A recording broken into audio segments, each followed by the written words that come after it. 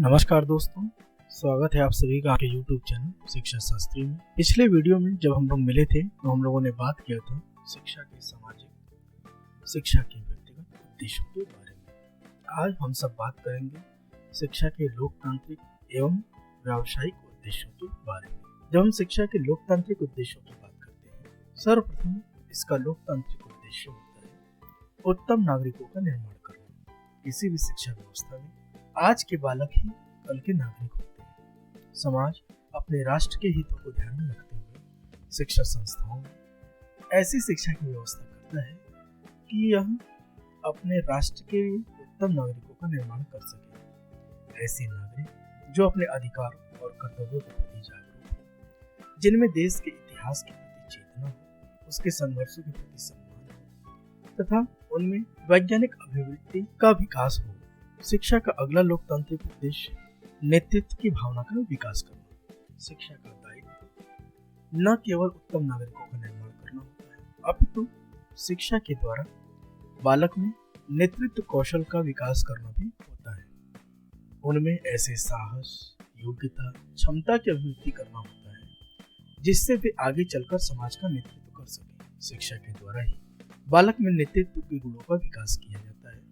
शिक्षा का उद्देश्य बालक में ऐसी भावना विकसित करना होता है जिससे वह समाज का नेतृत्व कर सके। इसके साथ ही साथ शिक्षा का अगला लोकतांत्रिक उद्देश्य है बालक को उसके अधिकार एवं कर्तव्यों का बोध कराना। अधिकार एक सामाजिक दशा होते हैं जो व्यक्ति के विकास के लिए आवश्यक होते हैं। इसी समाज स्वीकार करता है और राज्य लागू करता है। शिक्षा का उद्देश्य बालक को उसके प्राकृतिक, नैतिक और कानूनी अधिकारों से परिचित कराए और उसके जीवन रक्षा का अधिकार, संपत्ति की रक्षा का अधिकार, शिक्षा का अधिकार, धार्मिक स्वतंत्रता का अधिकार, लेखन और विचार अभिव्यक्ति का अधिकार, सभा करने और संगठन बनाने का अधिकार, आवागमन का अधिकार, पारिवारिक जीवन को व्यतीत करने का अधिकार, मनोरंजन का अधिकार, सांस्कृतिक अधिकार और व्यवसाय करने की स्वतंत्रता का अधिकार उसे प्राप्त हो सके। इसके साथ ही जो उसके राजनैतिक अधिकार हैं, जैसे मत देने का अधिकार, निर्वाचित होने का अधिकार, सरकारी पद प्राप्त करने का अधिकार, आवेदन पत्र देने का अधिकार, विदेशों में सुरक्षा का अधिकार, इन सब को भी वह समझ सके, जान सके। इसके साथ ही साथ वो अपने मौलिक अधिकारों, स्वतंत्रता, समानता, धार्मिक स्वतंत्रता, शिक्षा और संस्कृति के अधिकार तथा संवैधानिक विचारों के अधिकार प्राप्त कर सके। उनके प्रति इसके साथ ही व्यक्ति न केवल अपने अधिकारों के प्रति जागरूक है, बल्कि उससे अपने कर्तव्यों के प्रति जागरूक आवश्यक कर्तव्य। अधिकारों के प्रति कर्तव्य कहते हैं। यह कर्तव्य सदैव दूसरों के सापेक्ष एक नागरिक उसके नैतिक कर्तव्य, स्वयं के प्रति कर्तव्य, परिवार के प्रति, नगर तथा राष्ट्र के प्रति, इसके साथ समाज और मानवता के प्रति जो भी उसे कर्तव्य है वह उसको जान सके। इनके अलावा एक नागरिक के रूप में उसके वैधानिक और कानूनी कर्तव्यों का पालन कर सके, जिसमें राज्य के कानूनों का पालन करना, राष्ट्र के प्रति निष्ठा, भक्ति, करों का भुगतान, अपने मतों का संचित करना तथा शासन के कार्यों में सहयोग करना, राष्ट्र की सेवा करना उसके कुछ कर्तव्यों में से एक है जिनका निर्वहन उसे करना। किसी देश की शिक्षा व्यवस्था का अगला लोकतांत्रिक उद्देश्य बालक में न्याय के विकास करना। न्याय अर्थात बालक को सामाजिक न्याय, आर्थिक न्याय और राजनीतिक न्याय का अर्थ समझाकर उसके प्रति जागरूक करके उसको एक नागरिक के रूप में सामाजिक, आर्थिक और राजनीतिक न्याय को स्थापित करने में योगदान करने हेतु तैयार करना तथा उसका उपयोग करने हेतु उसे तैयार करना होता है। शिक्षा का अगला लोकतांत्रिक उद्देश्य बालक में स्वतंत्रता की भावना का विकास करना होता है। बालक में विचार अभिव्यक्ति की स्वतंत्रता, विश्वास की स्वतंत्रता, धर्म और उपासना की स्वतंत्रता मिल सके, वह इन स्वतंत्रताओं के प्रावधानों को समझ सके और उनका उपयोग उपयुक्त ढंग से कर सके, शिक्षा का उद्देश्य है। शिक्षा बालक में स्वतंत्रता की भावना का विकास करना और बालक में इस क्षमता का विकास करना है कि अपने लोकतांत्रिक उद्देश्य के अनुसार शिक्षा बालक में प्रतिष्ठा और राज्य के द्वारा प्रदत्त अवसर की समानता का प्रयोग कर सके। राज्य के नागरिकों के लिए एक समान शैक्षिक अवसर उपलब्ध कराना शिक्षा का लोकतांत्रिक उद्देश्य है। बालक स्वयं की प्रतिष्ठा में अवरोध न उत्पन्न हो तथा वह दूसरे की प्रतिष्ठा का हरण न करे, ऐसी भावना उसके अंदर शिक्षा के द्वारा ही भरी जा सकती है। शिक्षा का अगला लोकतांत्रिक उद्देश्य बालक में बंधुत्व की भावना का विकास करना होता है। बालक अपनी गरिमा को समझ सके, दूसरे व्यक्ति की गरिमा को ठेस न पहुंचाए। इसके साथ ही वह राष्ट्र की एकता को समझ सके, राष्ट्र को अखंड स्वरूप में रखने का प्रयास कर सके। एक नागरिक के रूप में बंधुत्व की भावना विकसित करना शिक्षा का एक महत्वपूर्ण लोकतांत्रिक उद्देश्य है। किसी भी लोकतांत्रिक देश में विभिन्न धर्म और मतावलंबी रहते हैं, इसलिए शिक्षा का एक लोकतांत्रिक उद्देश्य सर्वधर्म सद्भाव तथा सर्वधर्म समभाव होना चाहिए।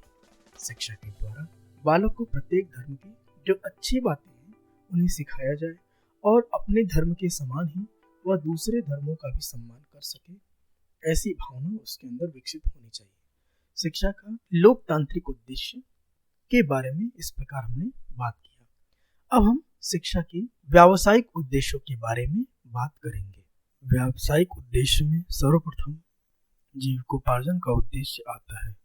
हर्बर्ट स्पेंसर का कथन है कि किसी भी व्यवसाय के लिए तैयार करना हमारी शिक्षा का प्रमुख अंग है। इसका तात्पर्य व्यक्ति को इस योग्य बनाना है जिससे कि वह अपने जीवन का निर्माण कर सके और इतना सामर्थ्यवान हो सके कि अपनी सभी भौतिक आवश्यकताओं की पूर्ति कर सके। इस उद्देश्य को व्हाइट कॉलर उद्देश्य, ब्लू जैकेट उद्देश्य और दाल रोटी के उद्देश्य के नाम से भी जानते हैं। अगला व्यावसायिक उद्देश्य है बालकों को श्रम की गरिमा तथा उसके महत्व को समझाना। पढ़ लिख करके बालक न केवल सरकारी नौकरी को तरजीह दे, उसकी तरफ आकर्षित हो, बल्कि वह स्वरोजगार करके स्वयं को समझ सके। कई बार ऐसा देखा जाता है कि पढ़े लिखे लोग अपने बुनियादी कामों को करने से कतराते हैं, वे इन्हें अनपढ़ लोगों को कार्य समझते हैं। जबकि गांधी जी ग्रामीण विश्वविद्यालय और ग्रामीण शिक्षा योजना के अंतर्गत शिक्षा का यही उद्देश्य है कि बालक को अपने श्रम के प्रति सम्मान आ सके, श्रम के महत्व को वो समझे और श्रम के कार्य को वह छोटा कार्य न समझे तथा उसके प्रति सम्मान प्रदर्शित करे।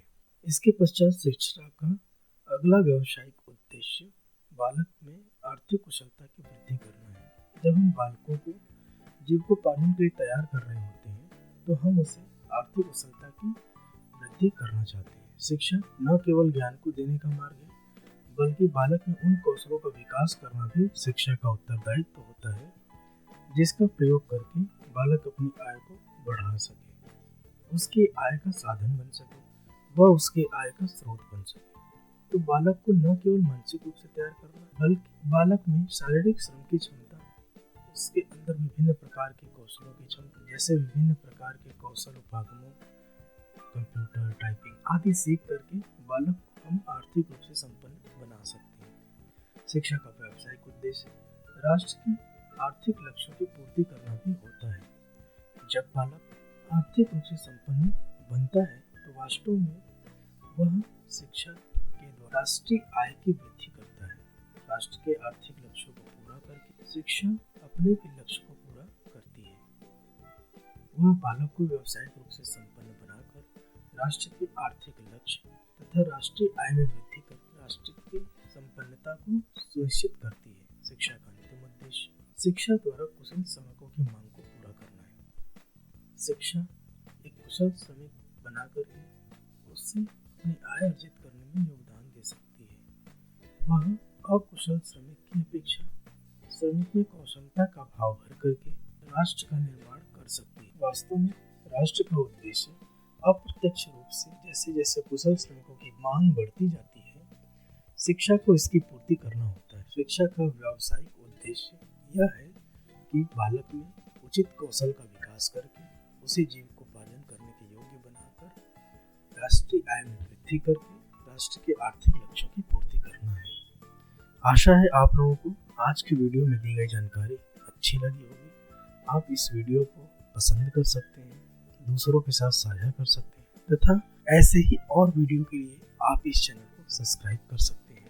आपने अपना कीमती समय इस वीडियो के लिए दिया, इसके लिए आपको बहुत बहुत